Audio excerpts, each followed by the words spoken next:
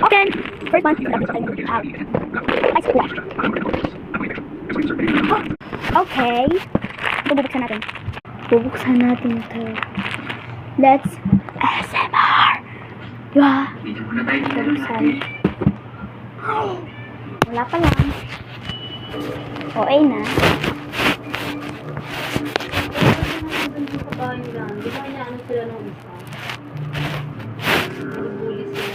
Magpahinga muna kayong dalawa sa taas. Okay. No. Hala. Okay na. Let's buksan. Okay. Let's deepen. Ito lang. Wow. So, don't eat it. Ayan. Lipat na tayo. Sa bahay nito, wala kami sinasawang makakain. Ubusin siya. This is the SMR, pero wala akong mic. Kay dati?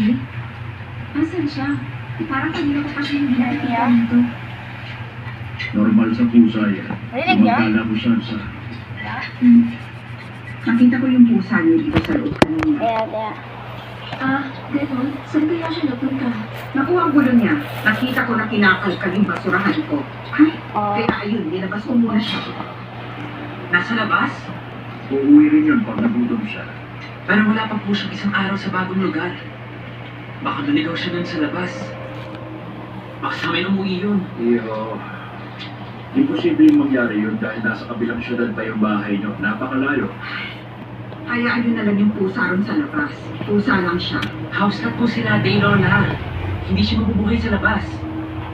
Hello nga pala. Oh, Kailangan yung tumawag ng repairman at pupuntahin bukas. bakit? May nakita kami butas sa pader, kailangan na ipaayos ka agad. Butas. Anong butas? Anyways, magpapart 2 ako.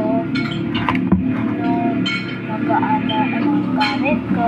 Blablabla. Ubusin mo yung gatas mo pa. Ang kati. Yan naman sa kapal. Makukulig din lang sa pader yung kapitbahay. Isa. Ano ba sinasabi mo? Wala namang butas. Ha? Ayun yung butas. Hindi po ninyo nakikita. Ako ba pinaglololo ko ninyo? Wala naman ako nakikita butas sa pader.